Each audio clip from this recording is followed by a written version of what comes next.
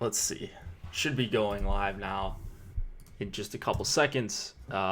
Actually, I think we are good now. All right, there we go. What's up, everybody? It is the Osmo.com NHL DFS Strategy Show, Friday edition. I thought we were streaming there about like 5 minutes ago, but confirmed we are live now. Cliffy joining me on this fine Friday. How you doing, man? I'm doing pretty good. Just excited the end of the week's here, and honestly, just excited for the slate after that crappy two-gamer that we had last night. Yeah, I didn't go as planned for me either, but two gamers. I didn't. It was one of those like usually you feel like you're in a two gamer for like the whole time because like one goal swings everything. Like that wasn't even the case last night. I just got completely smoked. So Well, I went to a late show and I came out. I remember I had a bunch of Preds. I think I stacked the top line. So I come out of the movie and I see 5 goals and I'm all excited, right? Then I see like Austin Watson has like a 4.9 or something like that, or 3.9. I was just like, no. There's no way I'm doing well. Yeah.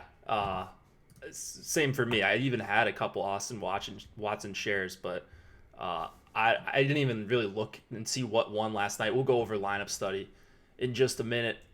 Just want to talk about Yahoo Daily Fantasy Sports. They are the presenting sponsor of the Osmo NHL Strategy Show. Pulling up Yahoo right now. Got some nice $12 contest tonight.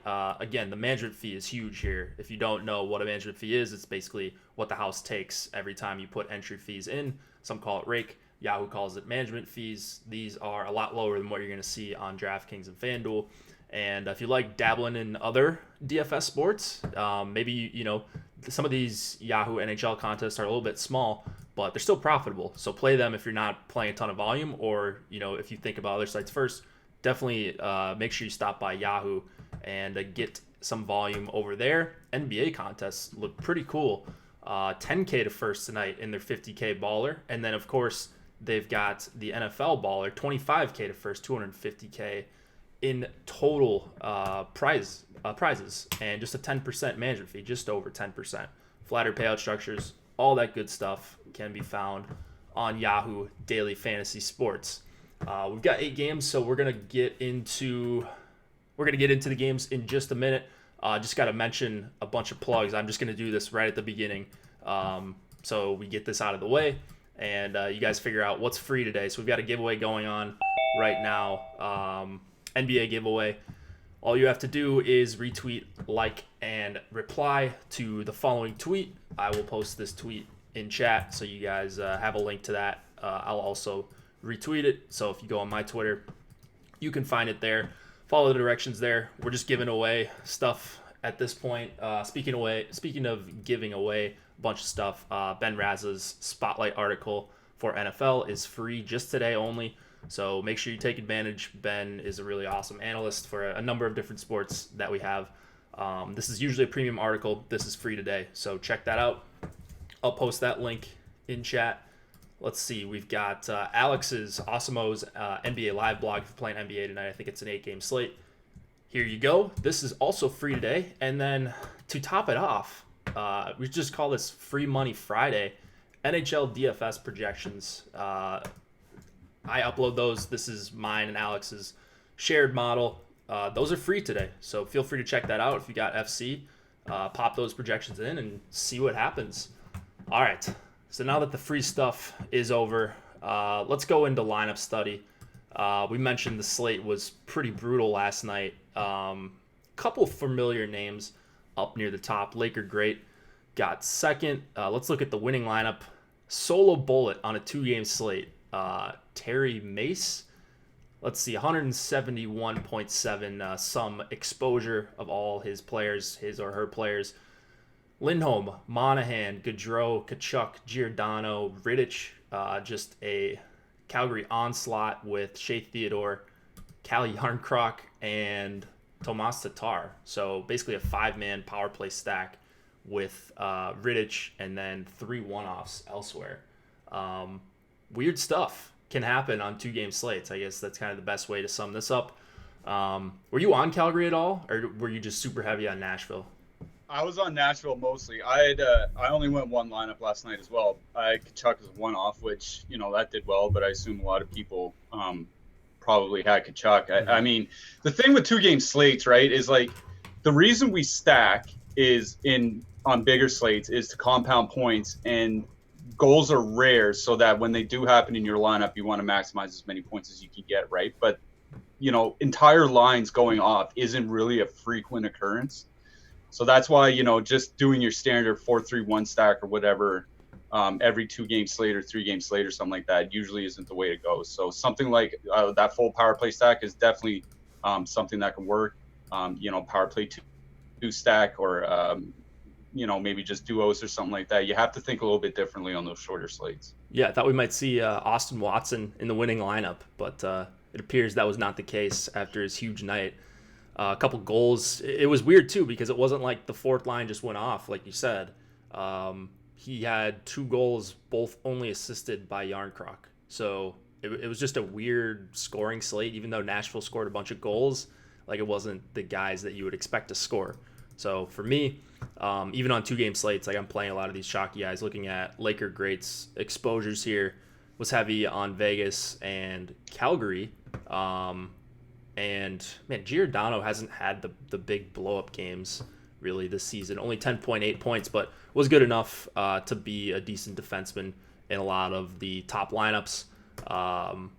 Marc-Andre Fleury with the 0, that's certainly going to hurt as one of the chalkiest players on the slate. I think he was. Yeah, he was the chalkiest player on the slate. Did he really have 0 points, or did that just not register because sometimes lineup study, it takes them a while if the games go too late or something. But I didn't check, but what was it, 5 goals against or 6 goals against? Yeah, so maybe he did get just a flat 0.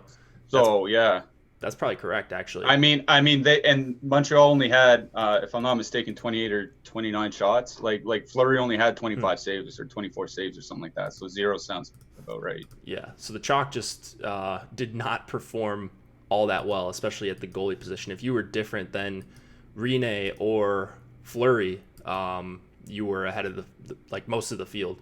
So weird slate, even for a 2-gamer. So we've got 8 games to talk about tonight. We've got about 45 minutes to get through this. I don't think that'll be an issue. Let's go into it. Let's talk about the Flyers and the New Jersey Devils. 3.2 implied total for the Flyers, 3.3 for the Devils. Carter Hart and Mackenzie Blackwood in net here. I don't think any teams are on a back-to-back tonight, although we do have some back-to-backs tomorrow with the Saturday games. What do you see here? Do we think we're going to see Zajac going up against Giroux, Van Riemsdyk, and Voracek? It's kind of tough to figure out the line matching. I know because they have gone through like different lines, like especially the last 4 or 5 games. I know that they have been even though Jack Hughes has been on the top line with Palmieri and Hall, they're still trying to shelter them a little bit. Like they're really not exposed. Like I don't think you see a ton of Hughes against Sean Couturier tonight, for example. And I think you might see him a little bit against Giroux, but I think like New Jersey's one of the smart teams in the NHL, right? Like they're like a Carolina or something like that. Like they're very in tune with matchups and trying to avoid bad matchups and things like that. So I don't think we're going to see a lot of Hughes against the Couturier line. I think you're going to see him mostly against maybe the bottom 6, some against Giroux. So I think that kind of plays into the Hughes line's favor because like of all the lines obviously that you want to avoid from Philly, you definitely want to avoid that Couturier line. So I think you're going to see Zajac and Coleman go up quite a bit against Giroux. So I think that's kind of the matchup that we're expecting here tonight. And that makes me like the Philly second line quite a bit because the Zajac line is kind of the one that I was worried about defensively. I'm not really worried about the Hischier and Bratt duo with Pavel Zacha. I'm not really worried about Jack Hughes on the top line. Like he has good line wingers, but he's still an 18-year-old rookie, less than a month into his career. So if you have them going up against Sean Couturier, who's one of the best two-way centers in the NHL, I think that definitely plays in Philly's favor. So I think you're going to see a lot of ownership come out of this game because there are a lot of spots to pick from. But Philly 2 was one of the lines that it jumped out at me when I was first starting to look at the slate this morning, and even as I went through the entire day, they were just kind of always right there. So Couturier, Konechny, Lindblom, that's a line that I'm probably gonna have a fair amount of tonight. Yeah, they're a line that I think if you want to get to on most projection systems, you're probably, and if you're using projections, you're probably gonna have to give them a manual bump just because Yeah, their pricing is caught up to how good they've played, like on DraftKings. But like yeah, if you're using a big sample, like Konechny's not gonna necessarily be a $6,500 player, and Lindblom is priced up. Like last year, we saw him at like 3K for weeks at a time. So just a huge price bump outside of Couturier. He's kind of the one that's priced the best. But I like the call on Philly too. That's a line that I'm gonna probably have to force in to get exposure to because they're not really coming up organically. What about the other lines in this game? You mentioned Hughes, Hall, and Palmieri. That's probably gonna be a plus for them if they're gonna avoid Couturier, right? oh yeah, big time. But that's why I wonder about the ownership in this game, right? Because they do have, like you said, it was a 3.3, 3.4 implied total. I mean, they're a favorite at home. Hughes is cheap enough. Palmieri's coming off that hat trick game. Hughes is cheap enough where it doesn't make the top line super expensive. So I think you're going to see a fair amount of ownership. Not a lot because I think there are other spots. So I mean, I don't have a problem with playing them. Hughes is seeing a lot more ice time too. If you look at his last two games, I think one was 19 minutes and one was 20. So if he's gonna end up, that's kind of the worry sometimes when you have young players jumping up into a line is that maybe somebody's playing with Taylor Hall, but they're only with him for like 2/3 of the time, and then Hall's playing with other combinations as the coach tries to give him more ice time. But it seems like they're really just sticking to that line. So that's kind of why I like Hughes more than I normally would, is because I think they do stick with him playing about 19 minutes a game here tonight. So I'm not targeting New Jersey specifically here tonight because I think Philly's a bad spot to attack. Goaltending aside, but Philly 2 is where I'm at mostly. Yeah, I like it. And just a note on ownership: we don't have projections right now, but by the way, did you see Josh Harris in chat? He's No. asking raffle and cash question mark. But no, we don't have ownership right now. But we did see New Jersey 1 be one of the higher exposed lines or higher owned lines the other night against Tampa Bay in what was perceived as a much tougher matchup. So I think they're probably going to be up there with this 3.3 implied total, but I still like them. I'm not really going to many other lines besides Philly 2 and Devils 1 here. What about on the blue line? Anyone that sticks out to you? I was just looking. I don't think I'll have much. Shane Gostisbehere is cheap. Obviously, he's under 4K, I believe, but he's not seeing a ton of minutes, and he seems like he's really power play dependent. So he's one of those guys if I'm gonna have him in my lineup, it's gonna be with a Philly 1 stack. You know what I mean? I'm not gonna have him by himself. David Severson is probably the guy, or Severson, depending how you pronounce it. Is probably the defenseman that I like the most out of this game. He's getting second power play minutes. He's seeing a little bit more ice time. I think he's kind of underrated. Other people think he's inconsistent. I guess your perspective depends on what descriptor you're going to use for him. But at 3K, second power play unit on that Devils team, that's one of the cheap defensemen that I like tonight. Yeah, I don't mind that as a punt. There's no one that Gostisbehere is fine, but he's really you're playing him for the power play. I guess for 3,900 you can deal with that, but the problem is if we don't like Philly 1 all that much, you're basically just playing a guy on the power play as a one-off, which I don't love to do. I'm going to try to get different defensemen than this game for the most part, I think. All right, let's go to Buffalo and Washington. 2.9 implied total for the Sabres, 3.6 for the Caps. Carter Hutton and Braden Holtby expected to go here. Man, Caps have to be chalk, right? Oh yeah, they're gonna be I noticed this morning that the under was getting hammered in this game, so it was driving down the total for the implied total. Sorry, for the Caps earlier in the day. It's gone back up. So I have it written down here because I did a bunch of my research about 4 hours ago, and at that time the implied total for the Caps was 3.5. So, I think it started at 3.8, went down to 3.5, and now it's back up to 3.8. So, where people are going to go, I don't know. I don't see any way Ovechkin's less than, 20%, 25% here tonight. So, Washington 1 is going to be mega chalk. But I think the second lines in this game are probably in the best. Like, neither of them are very good defensively. And I think you're just going to see a ton of slop because the way they're matching up. Oh, and by the way, when I talk about matchups, I get all my matchup information from Adam Daly. He's a writer with me over at Dauber. His Twitter handle's @dailyfrey, Frey. He has a Patreon. He's meticulous about matchups and stuff like that. You can go and subscribe. And it's a tool that I use every day for my DFS.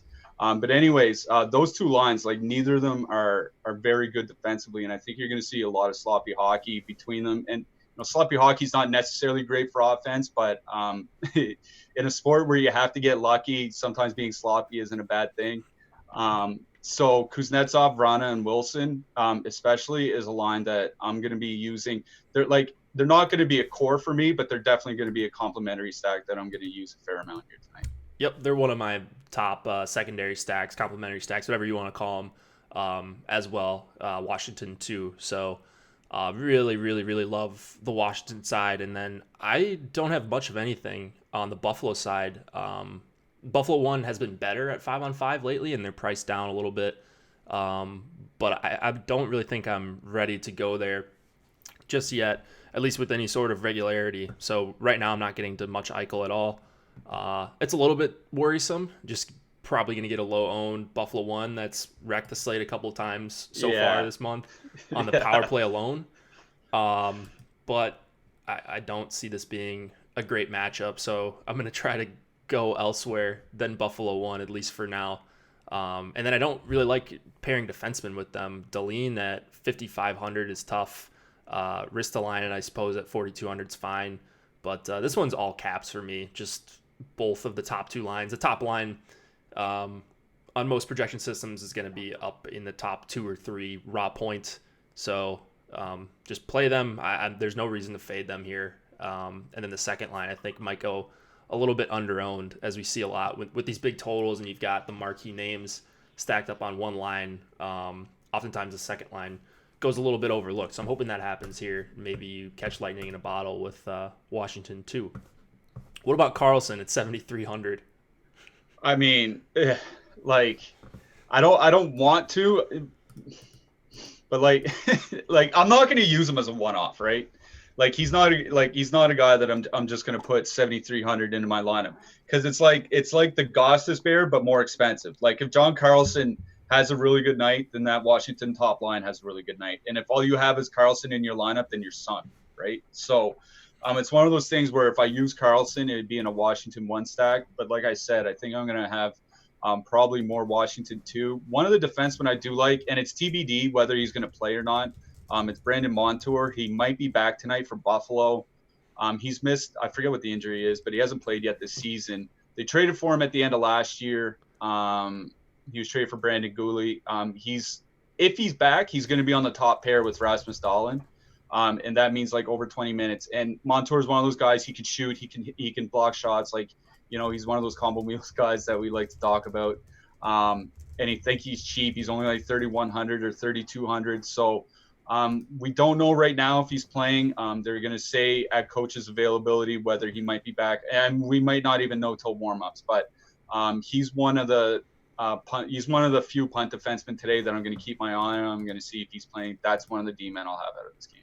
Yeah, I kind of overlooked him. I saw him earlier. I think I might have listed him in the cheat sheets earlier, but I usually just try to stick to guys that play on the power play. But 3,100 for Montour, pretty good price there. I have no idea what I'm going to do with Carlson.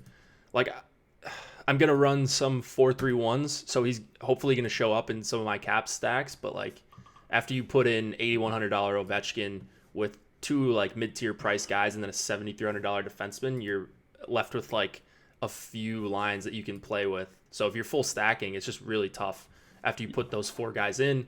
And I get what you're saying too about if you play Carlson alone, you're betting on a big night from Washington 1, and if you don't have them, you're kind of not taking advantage of the correlation if Carlson has a big game. Right. I think the other night, what he had 2 goals and an assist or something like that. And then I think Ovechkin only had like 1 goal, 1 assist, but like 9 shots. I think that's like best case scenario if you don't use the Washington top line, right? The best case scenario is that Carlson gets all the goals, and the rest of the guys only get assists, and then Ovechkin does his thing with shots. I think that's the best case, and that's not going to happen every game. Right. That's a huge outlier performance. Any defenseman scoring 2 goals is pretty lucky. Nick Leddy almost had a hat trick a week ago. That's true. Oh, I forgot about that. Didn't he get it called off? Right? He had the hat trick, and then like 30 minutes later, the replay official said that it went off somebody else instead. Oh man, so sad. That would have been just perfect, though. Perfectly summing up the first month of the season. Exactly. At least for me, but other people have had success. All right, anything more in this game? I mean, not completely. I would say, we talk about stacking Washington too. Vrana is he's a one-off target for me as well. Just a guy that I'll throw in as a one-off in different lineups. I'm going to have, if I have 10% of Washington 2 tonight, I might have 20% of Vrana. You know what I mean? Something like that. But yeah, other than that, I'm done on this game. All right, let's go to Tampa and the Islanders. 3.1 implied total for Tampa. 3 for the New York Islanders. Andrei Vasilevsky and Thomas Greiss in net here. A little bit of value, it looks like, on the Islanders side. And then, first of all, we don't really know what's going to happen with Tampa lines. I was trying to figure out if we had any idea of what they were going to be. But we got a late change a couple nights ago. Alexander Volkov on the top line, or listed there at least. He didn't play there all that much, and he got a 0 on DraftKings.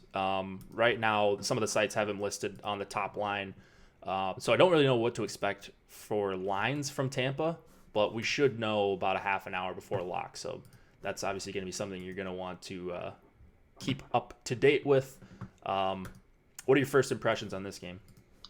I mean, for now, I'm assuming they're going to go Volkov, Stamkos, Kucherov, and then Johnson, Palat, Point. I'm just going to assume that for now. That's how I'm building my lineups. Couple things about this game. One is that Eric Chernak might be back. He played 2 games ago, missed the last game, skated today. Looks like he's going to come back. With no Hedman, he probably should see a bump in minutes. Not that he's going to be, a power play staple or something like that. I'm just saying he should see more minutes. More minutes could lead to more block shots and stuff like that. So that's one thing to look out for. The other thing is, I don't think people realize that the Islanders aren't a very good team, right? If you look at their shot share this year, they're under 45%, which we're talking, that's atrocious. That's not bad. That's atrocious. There are only 2 teams in the league, the Sens and the Rangers, allowing more shot attempts per minute than this team. So they're allowing a lot. They're just riding 945 goaltending or whatever it is, like they were last year. Tampa's been scuffling a little bit other than that outburst. I think it was against New Jersey, right? So it kind of seems like almost a perfect confluence of events. This is the opportunity for Tampa to keep the ball rolling, and it's a good opportunity for the regression to start kicking in for the Islanders because they just can't maintain this. I don't really have a lot of interest in the Islanders in this game. I'm getting some Ryan Pollock as one-offs, but I'm not even sure I want to do that. I just don't really think this is a team that I want to target right now. I'd understand wanting to go with the top line because there's just so much talent. You think that they can do it on their own, but they're not a team that I target specifically. When I ran my own crunches over on Fantasy Cruncher, they didn't pop for me even at their price. They didn't come into a single lineup, so it's not a team that I'm really looking at. More than anything, I'm probably going to go back to the well of that Tampa second line, Point, Palat. Johnson, Point, and Palat play on the power play together. Johnson, at his price, he doesn't really need to be on the power play with them because he's only 4,900 or whatever it is. So with Victor Hedman still out, you can pair him with Sergachev, and Sergachev's not priced up super high. It's kind of a reasonably priced stack for the spot that they're in, and I think they're in a better spot than some people might realize. Yeah, I think oddly enough, if these are the lines we see in pregame skate, it'll probably be more of the Point line for me than Stamkos and Kucherov, just because I don't know if Volkov is going to actually stay up there. And like if you're full stacking, which I like to do, especially on these bigger slates, that sucks when the lines get moved around. So I'm kind of hoping we see something different just to react to that the people won't like late swap into, whether they're playing NBA or just casual players not paying attention. But if not, then it's probably going to be the point line for me. And then Islanders won. While it doesn't stick out as like a great matchup or anything, I think it's going to be like I think they're going to get sneaky owned here. The more I look at it, because they don't grade out that well on a raw point basis, but they're just too cheap for kind of how good they are. Barzal and Lee, and Bailey's fine for 4,500. They're all on the power play and such. So I was getting a decent amount of them. I might end up limiting how much I actually get of them, whether it's like 4-6% or something like that out of 150 lineups, because I was almost getting to double digits without really loving the spot. So yeah, just hoping we see something different from Tampa, honestly. Yeah, and I mean this Tampa second line's in a better. If you want to look at the head-to-head matchups, like the Islanders usually go first line against first line, second line against second line, stuff like that. I assume that the Islanders are gonna take Stamkos and Kucherov as a top line and match against them, and then that leaves like Brassard and Beauvillier to go up against Point and Platt and Johnson, and I don't see any way that Tampa second line just doesn't run them over. Yeah, agreed. That really, really good spot for Point. 6,400, pretty good price. You mentioned Johnson and playing with on the power play. Palat is with Point, so yeah, I like the call there. And then you like Sergachev for 5,300. You mentioned Pulak and Leddy probably aren't guys we're going to. 47 for Pulak, 44 for Leddy. Yeah, no, I'm definitely not using Leddy. And the thing with Pulak is like my projections right now are like I like my own personal like player projections, like individual player projections. I don't have year-to-date stats incorporated yet. I probably won't do that till near American Thanksgiving. So a lot of it is still based off last year and the year before, and Pulak just hasn't been great this year. So even though he's popping for me in my crunches, between the quality of the team and the inconsistency of his minutes and in his play, I'm probably just going to exclude him. I'll probably just exclude the Islanders entirely tonight. I can understand the one place I can understand is goaltending, because I think the Islanders do allow a fair amount of shots, but then again, you're taking a goaltender going up against Stamkos and Kucherov and Braden Point. Mm-hmm. So, it's kind of that it's that two sides of the coin. So I like if anything from the Islanders, I'll have the goaltending. If I don't have the goaltending, I won't have anything. I think I agree. Man, thought I would like more in that game at first. All right, let's go to Detroit and Carolina. We've got a 2.4 applied total for the Red Wings, 3.6 for the Hurricanes. Jimmy Howard expected to go. I think he's technically likely. Peter Mrazek is confirmed for Carolina. I guess the question here is, which Carolina line do you like? Whatever one Jordan Stahl's not playing on. Like you have a vendetta against Stahl? Well, like it's weird because his underlying stats are really good. Like his offensive driving numbers are really good, but he doesn't shoot and he doesn't score. Like I haven't looked at it, but I don't think he has a 20-goal season in like 4 years or 5 years or something like that. And he's one of the better offensive play drivers in the NHL. Like period. It's absolutely crazy. Like I'm talking about creating offensive shot differentials. Mm-hmm. Like he's one of the best in the NHL, but like it just doesn't show up in the box score. So like if he's not scoring and he's not shooting, like how much use is he? Like for me, this is about the Svechnikov line. It really is. Because Carolina should match up Stahl against Larkin, and then that's going to leave Svechnikov and Aho going up against Phil Pula. Mantha's a good winger, but like Phil Pula and Athanasiou are not good defensively, or at least not good enough to really handle that line. So for me, it'll be all about you can leave Fogle off. I think it's Fogle on that line if I'm not mistaken. But he's cheap enough where like if you I think he puts up decent shot rates, mm-hmm. and he's not gonna. I don't think he's gonna have a 3-point night, but for his price, he doesn't really need to, right? Like if that guy puts up like 1 assist and 3 shots for his price, you're really not that mad about it. So I'm probably going to use that entire line. I think the better question with Carolina is what to do about the defenseman. because Jake Gardner's super cheap, but like that's a guy that doesn't shoot a lot, so you're relying on power play production. And then there's Dougie Hamilton, who seems like he's just, putting up like 20 points almost every game. So I think the better question is what to do with the defenseman, and I haven't really answered that question yet. But, I think if I play anybody on the blue line, it'll be Hamilton. I just don't know how much of him I'm gonna have. Yeah, this one is probably like it's a great game because I love the spot for Carolina. I mean, how can you not with this big implied total, and it's against Detroit. And Detroit doesn't have this powerhouse line, but the optimizer and our projections are telling me to play the stall line. And I certainly understand that. I think most projection systems, they're a really good line. So cheap. They're so cheap, right? And they're cheap, yeah. But if you look at it, it's like, all right, well, they're probably, you mentioned you think they're going to go up against Larkin. That's my read, right? Like they're going to be stuck on Larkin, Bertuzzi, and Helm. And yeah, Helm stinks, but that line's been really, really good at 5-on-5. Larkin's just been a beast for the better part of a year now.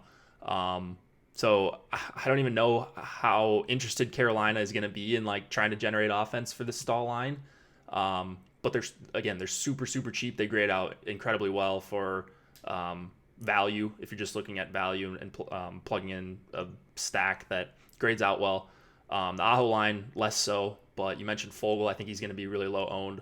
And I like playing the full stack going up against Detroit lines 2 and 3. So I'm probably going to end up just limiting my stall line exposure. I'm not going to fade them entirely.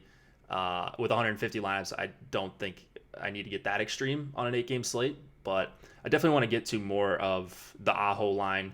And then I like the third line as well for Carolina. What do you think about them? Yeah, they actually, when I ran my projections, that was the line that came up over the other two, believe it or not. So I think part of it is my own personal projection for Martin Necas is a lot higher than I think would be for other people, especially where he's getting the power play minutes. I just don't like playing third lines in general. And on 8-game slates, I usually don't see the need. There's San Jose's top line. I believe we'll talk about them later. I think San Jose's top line is only $1,000 more expensive. Mm-hmm. You know what I mean? And they're going to see 6 or 7 more minutes in the game. So I don't hate going because it's such a good matchup with Detroit in town. I don't hate going to the third line. It's just not something that I do personally. I've never really found the need to do it. I know other people do, and other people are very successful with doing it. I mean, it's just different strategies for different people, I guess. Yeah, and I mean, you're a guy who plays 20 max most of the time, right? So for me, if I was playing 20 max, I probably wouldn't get to Carolina 3, but playing 150 or 100 lineups most nights, I usually pop in a few of these third lines in favorable spots, even on bigger slates. So and that's one thing, especially with Washington too, or Washington as well. I didn't mean to say Washington too. When there's a favorite line or what you think is going to be a chalk team, going down to the second and third lines is usually the way to go, right? Because if you think, Ovechkin could be 25-30% here tonight, but Lars Eller is going to be 5%. And if it's a good matchup for the top line, then it's probably a good matchup for the third line as well, right? And that's the case in Carolina. And I think that's the case for using the third line in Carolina, is that it's such a good spot for the team that it's a good spot for everybody, and you don't need to necessarily focus on the top two lines. So that's why I think this is one of the few spots where you can use the third line, because you want to get that really good matchup with low ownership, because I think there's a good chance somebody like Svechnikov is 15 to 20% here tonight. So if you want to avoid all that ownership, then that's when I have no problem. But I'm not going to take the Buffalo third line or something like that tonight. You know what I mean? Yeah, for sure. Anything on the Detroit side you want to mention? Would you consider playing Larkin Bertuzzi together? Would you consider this Detroit 2 line? No. Nothing? No, not nothing. I don't mind this. I think this is a good spot for one-offs if you're picking on Detroit, just because I don't want to use Darren Helm in a stack, right? Athanasiou hasn't really broken out yet, and that's why his price is down to $4K or something like that. Larkin's still fairly cheap. Philip Hronik, the guy just can't stop shooting, and he's still under 5K. So that's a defenseman that I don't mind using. I'm going to have some guys from the Detroit side, but it won't be a stack. It'll just be one-offs, probably mostly a little bit of Athanasiou and a little bit of Hronik. Fair enough. Yeah, I'm not getting to a lot of Detroit either. The few shares I am getting to them is just Larkin stacks with Bertuzzi, and I was just running like cookie cutter 3-3 lineups, so Helm was in there. But yeah, not I gonna be a mean, team that I for love. me, it's just a point of pride. I'm not playing Darren Helm. Like, I'm just not doing Yeah, it. yeah. Maybe if like for some reason we saw Larkin with Mantha back up on that top line, that would certainly change some things in terms Yeah, of like getting a really good line at low ownership. But yeah, yeah. with Helm there, it's pretty brutal, even though the fancy numbers are still awesome with him up there. All right, let's go to Columbus and St. Louis. Elvis Merzlikins. I don't know how to pronounce his name. I Jordan. think that's as close as necessary. All right, there we go. Jordan Binnington on the other side, 2.4 implied total for the Blue Jackets, 3.1 for the Blues. I don't have a ton that I love here. Really low total for Columbus. Do you like anything here? Anything stick out? I mean, like I did have a little bit of interest in the Columbus top line. Nyquist, they had reunited Nyquist with Pierre-Luc Dubois and Cam Atkinson. But if I'm not mistaken, Tortorella, after morning skate this morning, said that there's a good chance that he's going to mix up the lines, and he didn't tell anybody what they're going to be. So, you know, he's probably going to stick to the lines that they have. But I don't want to deal with probably when that's one of the later games starting in the slate, right? Like they're already going to be 4 games started by then. Like half the slate's going to be gone. Like I don't want to have to deal with a massive scramble, at 9:00 at night, just because Torts is being kind of a dick. So I'm not going to have, I don't think I'm going to have any Columbus stacks here tonight. I'm going to have, Josh Anderson. He's my boy. He's going to have some one-offs. Zach Werenski is a guy that it's not really a good matchup, but he's the lone guy on the top power play unit now. He's been seeing more minutes. He's a guy that I think I'm going to have a little bit of here tonight, because I do think if Columbus gets 2 or 3 goals, then Werenski or Jones are probably going to be involved. And it's not a situation where you necessarily know where the goals are going to come from Columbus. Like it could be their third line, it could be their fourth line that scores. So I think I'm going to have a decent amount of Werenski here tonight, but I'm not going to be stacking anybody outright. That's for sure. Yeah, I'm probably off of Columbus besides the defenseman Jones and Werenski. I agree with you there. And then on the St. Louis side, with no Tarasenko, the top line isn't obviously as good with Sammy Blais up there, but it is cheaper. Looking at my crunch I did right before the show, I got to actually more of the O'Reilly line, which I'm fine with. Probably going to see the most time against Columbus one. You get Perron and O'Reilly on the top power play. You can leave Sanford off if you want. I might just throw him in there because he's cheap, like the Fogle play. I don't mind throwing these guys in when they're going to be low owned in the context of a stack. Pietrangelo, 6,400, really expensive. There's just other guys that I like way better at that price tag tonight. So this one pretty uninteresting. I think the least exposure. The game I'll have the least exposure to all around, it looks like. Yeah, I'm with you. I got some O'Reilly Perron duos when I was doing my crunch, because typically I do 2 forwards defensemen off either even strength or power play units. So I was getting quite a bit of those too with Pietrangelo. So I think I'm going to have, like, out of this game, I'm probably going to have some one-off Anderson, some one-off for Werenski, maybe, that O'Reilly Perron duo with Pietrangelo. As a complimentary stack or something like that, and then that's about it. Like I'm not going hog wild on this game, that's for sure. All right, that one was quick. Before we move it on to the next game, just want to mention I forgot to mention this, but we have a free week trial going on for Osmo Plus NHL. That works on either the NHL Weekly or the NHL Weekly Express package. You can see it going along on the ticker below. NHL Free Week is actually the promo code, so feel free to use that. And with that, you'll obviously get the point projections, ownership projections if you sign up for this package, rankings, premium Slack articles, the line change article from Nolan Kelly that kind of consolidates everything that happened in morning skate and possible switches you should be aware of prior to lock. And it's just a great deal. I mean, it's free, so you're not going to get billed until the first 7 days. You can cancel whenever you want, And there's going to be more information coming out about this promo code as we continue to push it. So come hang out with us in Premium Slack. It's a pretty good place to be. And you can try it out for free now when we basically never do free trials anymore. So take advantage of this one. All right, we've got, 3 games left? Yeah, I think 3 games left. We'll go Stars and the Avs. 2.5 implied total for the Stars. 3 for the Avs. Anton Khudobin going up against Philip Grubauer. What do you see here? Lots to like or no? You're wearing a Stars jersey. So. Yeah, I'm wearing my old Dallas Stars jersey here, but I just have a big question mark on this game. So, okay, I'm still not on Dallas. I still think it's a bad team, but they do have Seguin, Ben, and Radulov reunited. And even under Montgomery, this line still scores. This line still generates offense, still generates positive shot share, still scores. So even with him around, they can still do well. And I think there's a good case to use him here tonight. The problem is, I just want to know if they're going to stay together. Is Pavelski going to be up there at the end of the first period? Is Corey Perry going to be up there? Is Gurianov going to replace Jamie Benn after the 4th shift? That's the annoying part of stacking Dallas, is that I really want to use that top line here tonight, even with my qualms about that team, but I just can't trust the coach to leave them together for more than 20 minutes. So where I'd like to have a lot of Dallas 1 here tonight, I'm probably only going to have, out of my 20 liners, maybe 1 or 2. I want to use them. I just won't be. On the Colorado side, I just really don't have much interest.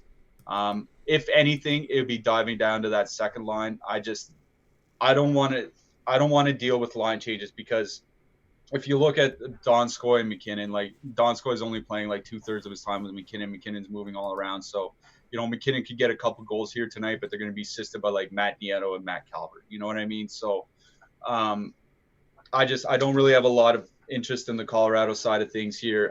If anything out of this game, it's going to be the Dallas top line for me. Other than that, I'm probably just going to pass. Speaking of that line, I don't know if you mentioned this. I was trying to read chat, but the third line for Colorado, the Nieto line, they saw a bunch of time against Florida 1. I don't know if that was intentional last game, and that was a home game for Colorado. So I don't know if that's going to be the case here, but obviously you like the matchup there for Dallas 1 if they are indeed going to stick together.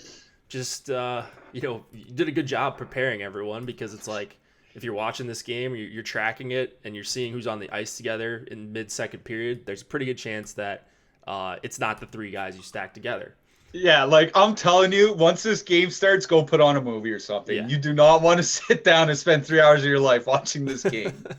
Yeah, it just man, Dallas is just tilting for a number of different reasons. And I mean, even the other night when they got 6 goals, 2 of them went in off of the other team, and then another one was an empty netter. So even half their goals were garbage. Yeah. So I don't know. I mean, and I would say Dallas 1 is just a play you can play because they're too cheap and they're all on the power play together. So at least you can get bailed out if they do something, if they get split up and you get a couple goals from Ben, they hook up for 1 on the power play together. That'd be great. But Colorado isn't actually committing that many penalties this season, middle of the pack in time shorthanded, whereas last year they were up near the top. So I'm not sure. They have a good penalty kill so far this season, still in a short sample, but worth noting, I suppose. That being said, if I do get to a Dallas line, it's probably going to be the top one, just because they're just way too cheap. I was a little bit surprised to see this only having a 5.5 total, one of the lowest on the slate. But yeah, the Dallas side, just be aware of what you're getting yourself into if you're going heavy on Dallas, either line really. What about the McKinnon, Kadri, Donskoy line? What do you think of this? I think it's something that's not going to last very long. I can't imagine this team going in an extended period of time with Tyson Jost as their second line center. If I'm not mistaken, Kadri spent almost the entire third period away from that line. I think he was benched or something. Yeah, I think he was benched or something in their last game because of I think he took a penalty and he missed 3 or 4 of the 4 shifts or something like that. So I'm just not dealing with it. Obviously you can use Nathan McKinnon because he's almost matchup proof and line mate proof. That guy's going to put up 70 points with boat anchors tied to him. So You know, if you want to use him as a one-off, use him in cash games. I think that's fine. You know, Kadri you can still use as a one-off if you want, because, you know, whether he's playing on the second line or whether he's on the top line, I don't think his situation has really changed that much from where it was a couple of weeks ago. So Kadri's fine as a one-off. I don't think I'm outright stacking anybody on Colorado here tonight. Oh, weird. I have a ton of Colorado. You're scaring me off them a little bit. So McKinnon, Donskoy went with Burakovsky for a little over a minute looking at natural stat trick, but that could have been during the penalty, during Kadri's penalty time. So who knows what's going to happen here. I wasn't expecting to hear that Colorado might be switching up their lines, or you think that Kadri might not stick there. Yeah, I think that's something that they're going to start with. It's just I don't think, like, Tyson Jost really hasn't developed into the player that he's supposed to be. Like, he's nowhere near a second line center in the NHL right now. Like, if lucky, he's like a low grade third line center, and I don't think this team can survive with him as a 2C. So I think it's a matter of when Kadri gets moved back down to the second line center, not if. Kadri had a fighting major at the end of the second, Josh says. Okay, that makes sense. Okay, that makes sense then.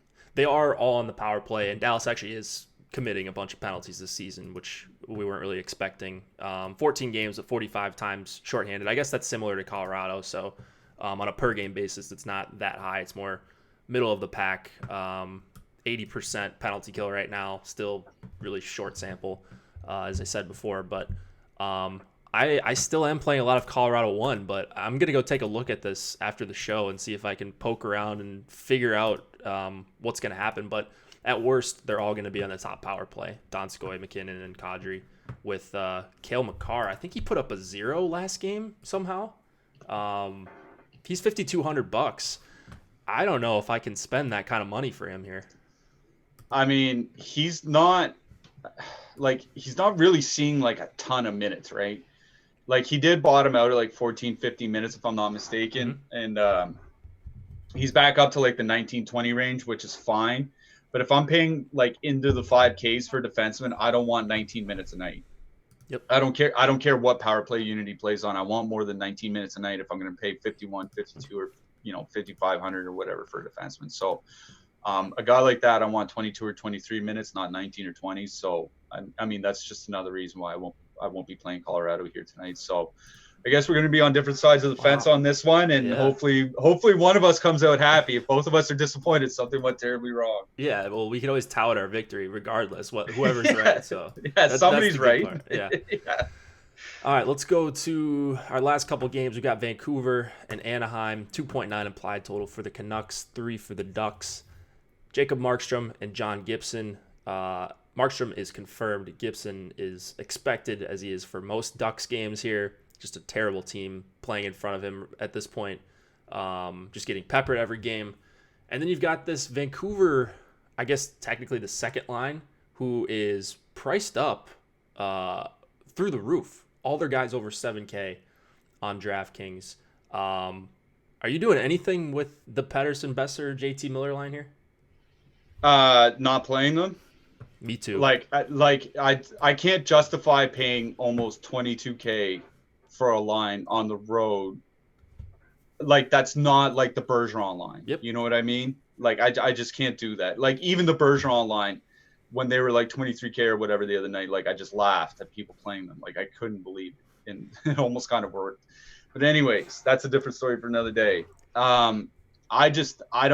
They came nowhere close to value for me. Like, they're one of the worst point per dollar plays, like, by my projections on the slate tonight. Like, I mean, I think that will scare people away. So if you want to get low ownership, I think you might get them, but I think you're going to see a lot of donkeys just throw them in too. So if anything, it's more the Vancouver second line that I'd have interest in, but they just, I don't know. I don't think I'm going to have much Vancouver at all here tonight, despite it being a good matchup. Like, it's just the price of the top line. Like, if any, like, one-off Horvat is probably the most that I'm going to have outside from Vancouver. And even, like, Quinn Hughes, if you look at, you want to talk about the defenseman. If you look at Quinn Hughes, he has 10 points this year, and 8 of them are on the power play. That's just so, like the defensemen that are dependent on the power play for points will be at about 50% over the course of his season. He's at 80%. I think he has literally one blocked shot in 12 games or something like that. So like he's just not a guy that I want to use. Like honestly, the only thing I'm going to have from Vancouver is probably a one-off Horvat. On the Anaheim side, I do like that Raquel, Silverberg, Henrique line. I don't want anything to do with the Getzlaff line. It'll be the Anaheim second line, but it'll be another one of those complementary stacks where I have, one or two shares out of 20, and not, 5 or 8 or something like that. Yeah, don't mind the Henrique line as well. That'd be the one I prefer.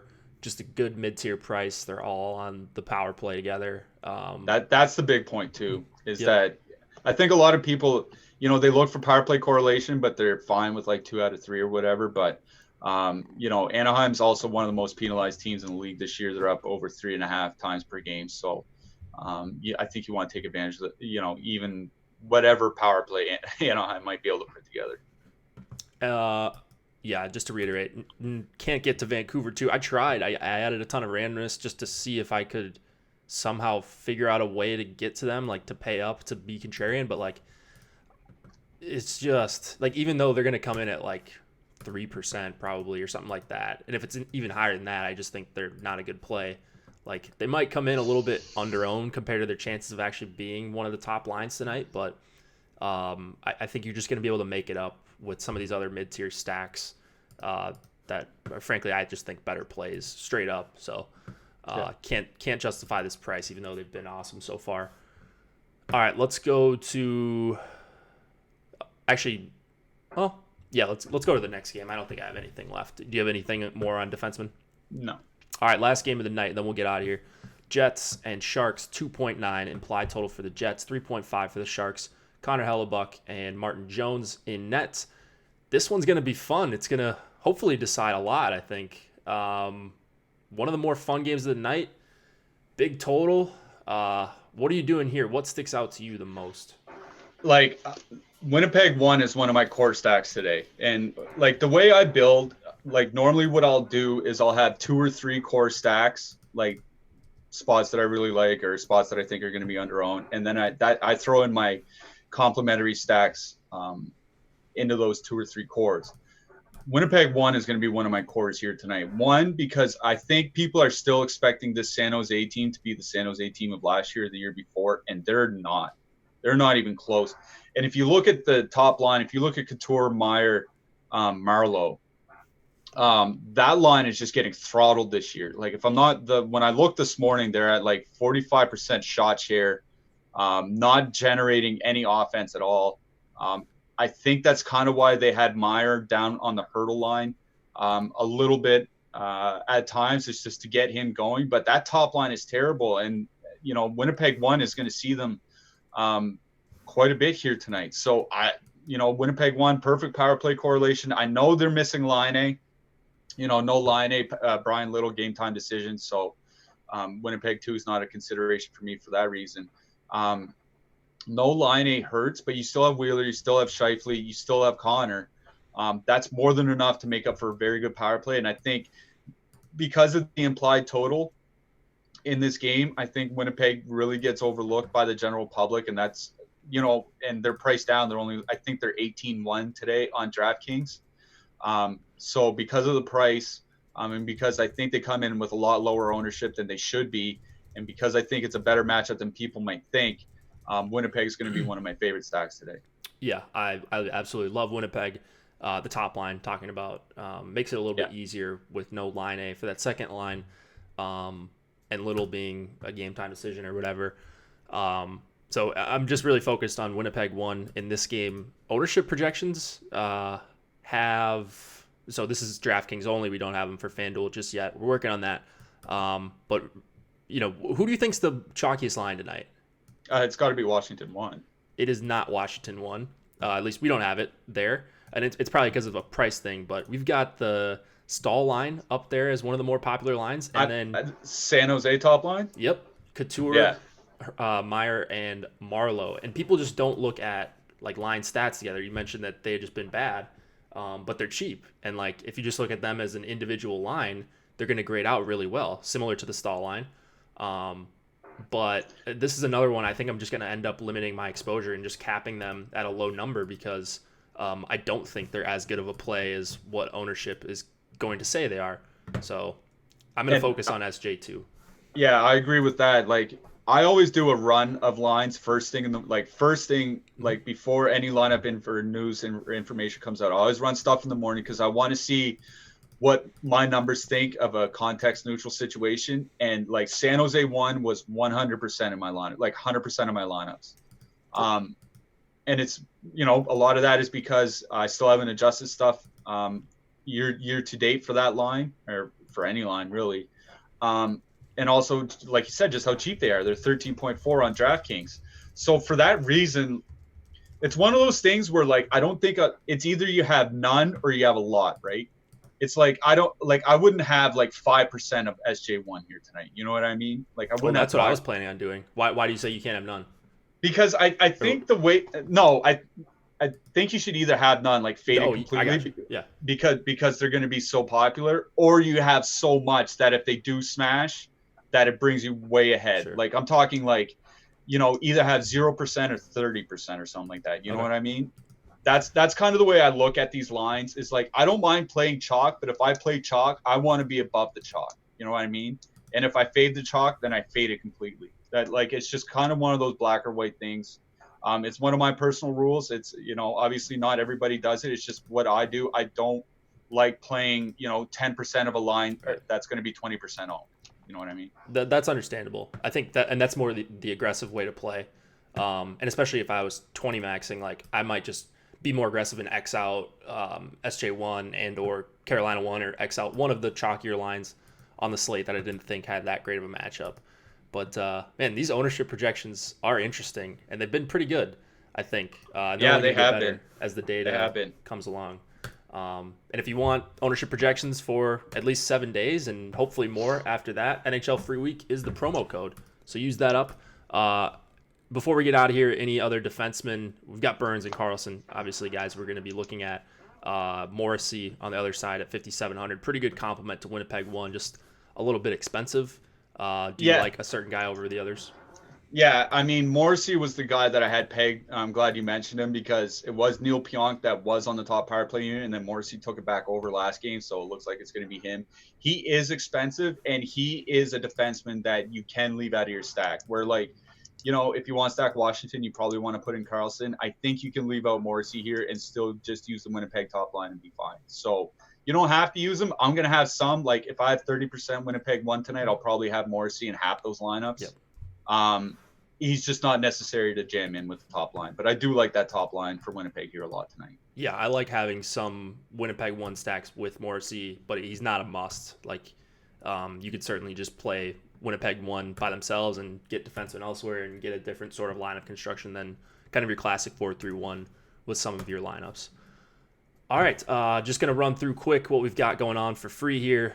Twitter giveaway for NBA season pass. This is a $250 value. Oh, I'm sorry, $399 value. $250 or $249 is for the NFL package. This is $399 value. Take advantage of this. Just follow the instructions for the tweet I just posted. I retweeted it if you can't find it for whatever reason. In YouTube chat, Ben Raz's Spotlight article is free today. What else do we got here? Alex Baker, Awesemo's live blog for NBA. Really interesting concept here. He kind of updates his process throughout the day and how news is affecting the lineups he's ultimately going to end up building. And then if we're not giving away enough free stuff already, NHL projections are free today. 8-game slate. So a lot of stuff going on. 8-game NBA slate, NFL this weekend. What do you got going on for the rest of the weekend, Cliffy? Oh man, League of Legends World Championships semifinals. First one's 7 a.m. tomorrow morning, 6 a.m. Atlantic or Eastern time. So Is I'll that be like up. a going out event? It's a World Championships. They run every October, November every year. So 3 teams qualify from North America, 3 from Europe, 3 from China, Oh, 3 okay. from et cetera, et cetera. So we're down to the semifinals here tonight. It's 2 Chinese teams in one semifinal, and then the other one is a Korean team and a European team. So I'll be up bright and early Saturday and Sunday morning if anybody wants to tilt League of Legends with me. All right, sounds like a deal. Um, well, we're gonna get out of here. Let's see, what do we got tomorrow? Actually, projections, cheat sheets, all that. I'll have that out. Show is probably gonna be just me, and it'll be earlier. Kind of gonna move some stuff around tomorrow afternoon, so be on the lookout for the show time. I know a lot of people watch that on Rewind, anyways, on Saturdays. So check out all of our stuff on the site. We got betting, NFL, all the sports. Just give it a look, and feel free to hit us with a like on your way out. It helps us continue to do this kind of stuff for free. Good luck tonight, guys. Good luck, everyone.